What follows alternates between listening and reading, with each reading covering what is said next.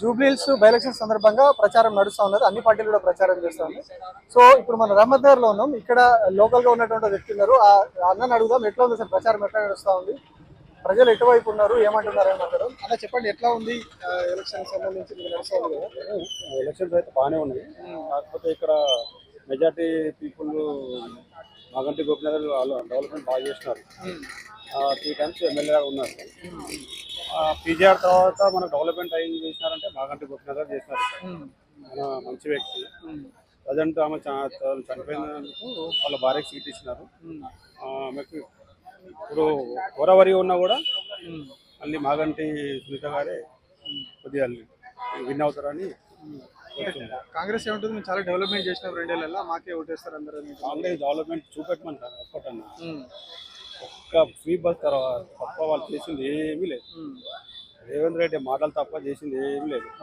అంటే ఇప్పుడు మేము అన్ని ఇచ్చినామని ప్రచార రథాలు కూడా తిరుగుతూ ఉన్నాయి కదా, వాళ్ళు అన్ని పెట్టుకొని 6 గ్యారెంటీలు ఇచ్చేసినాం. ఓన్లీ ప్రచారానికే పరిమితం, అది మాటలకే పరిమితం. డెవలప్మెంట్కి ఏం లేదు. ఒక ఫ్రీ బస్ తప్ప అని చేసింది ఏం లేదు. అది సన్న బియ్యం రాష్ట్రంలో ఇస్తున్నాడండి. అది వాళ్ళ ఫ్యామిలీ తినమని చెప్పండి. ఇట్లా ఉన్నాయి ఆ సన్న బియ్యం. ఫ్యామిలీ వాళ్ళ రేవంత్ రెడ్డి వాళ్ళ ఫ్యామిలీ తినమని చెప్పండి. అది తింటే తెలుస్తుంది ఎట్లా ఉన్నాయి అవన్నీ. అవి వేస్ట్ అవన్నీ. ఇంకోటి మన ఇవి రైతు బంధులు లేదు, జనాలకు వాటర్ సరిగ్గా లేదు. ఒకప్పుడు ఎంత హ్యాపీగా ఉండే, బిజినెస్ లేదు, రియల్ ఎస్టేట్ లేదు, మొత్తం కొలాప్స్ అయిపోయినాయి ఇక్కడ.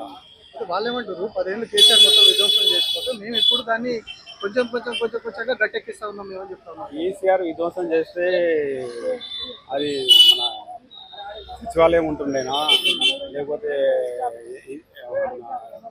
అక్కడ ఏంది సచివాలయం, అంబేద్కర్ స్టాచ్యూ, ఇవన్నీ డెవలప్మెంట్ చేసింది హైదరాబాద్ మొత్తం. నెంబర్ 1 స్టేట్ చేసింది హైదరాబాద్.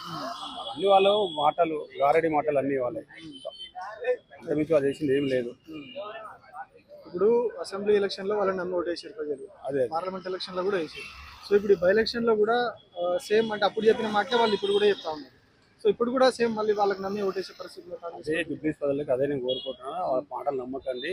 ఆల్రెడీ ఒకసారి మోసపోయినాము, మళ్ళీ మోసపోకండి. అందు గురించనే చెప్తున్నా. ఇవి ఒక్కసారికి నమ్మకండి. వాళ్ళ మాటలు నమ్మినారంటే మోసపడతాము. ఆల్రెడీ కేసీఆర్ గారు చాలా స్పీచ్లో చెప్పారు, నమ్మకండి, వాళ్ళ మాటలు నమ్మకండి, మోసపడతాము. జూబ్లీస్ పబ్లిక్ కూడా అదే చెప్తున్నాను. మీరు మాత్రం ఈసారి మాత్రం మాగంటి సునీత గారికి గెలిపియండి, కేసీఆర్ గారికి కానుక ఇవ్వండి అని చెప్పేసి జూబ్లీస్ ప్రజలకు నేను కోరుకుంటున్నాను. ఇప్పుడు ఆయన local candidate Congress party sir ఉన్నాయన, మాకు లోకల్ కాబట్టి మాకే లోకల్ అండి, లోకల్ కాబట్టి ఆయనకు కొద్దిగా ఫేస్ వాల్యూ ఉంది. కొద్దిగా వ్యక్తిపరంగా అయితే మంచి, కాకపోతే అక్కడ ఆయనకు ఓట్లు పడతాయి కానీ గెలిచే అంత ఓట్లు పడవని నా యొక్క నమ్మకం. గెలిచే అంత ఓట్లు పడతాయి ఓట్లు పడతాయి కానీ అంత ఎక్కువ గెలిచే అంత పడవు.